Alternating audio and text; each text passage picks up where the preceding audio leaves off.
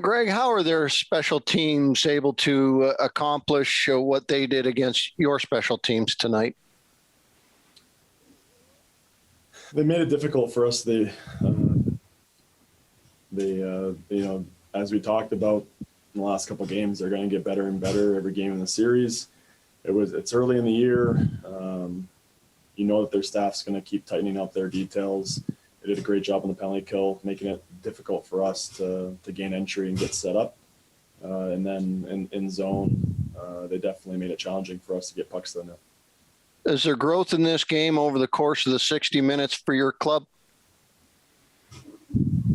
Yeah, we think so.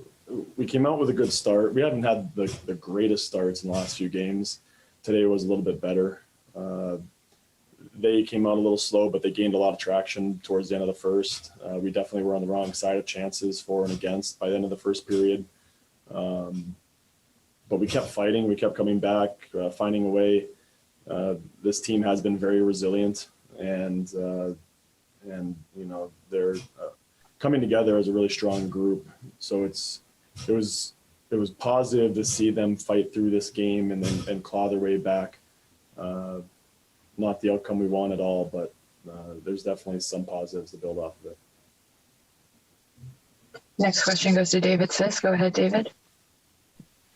Hey, Greg, you guys ran into a pretty hot goaltender tonight, and after last game or a couple games ago where Dustin Wolf was pulled in his pro debut, tonight he really came out swinging, so to speak. What were your thoughts on his performance tonight? Yeah, he played very well. Great response for him from the last game that he played. We got some good looks. We can still do a little bit better job getting on the inside and getting to second and third opportunities, timing ourselves and arriving at the net at the right time. But he definitely made some big saves to keep him in the game.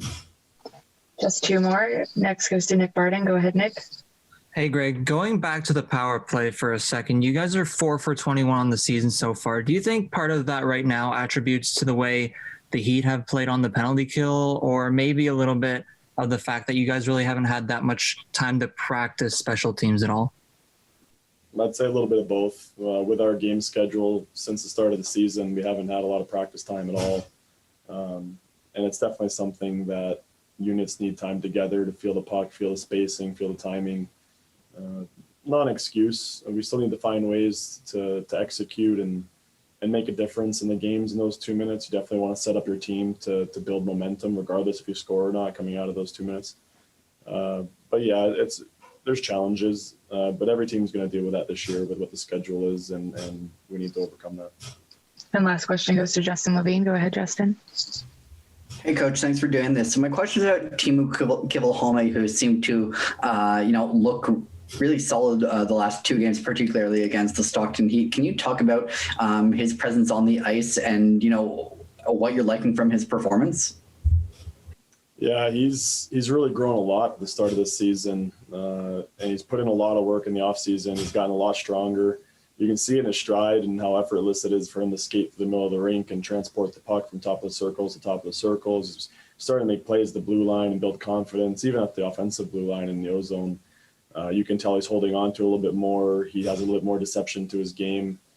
So it's really encouraging to see some of the things that he's adding to himself. And he's working through playing inside of contact defensively a lot more and stalls and making it more challenging on the opponent, which is really good to see as well.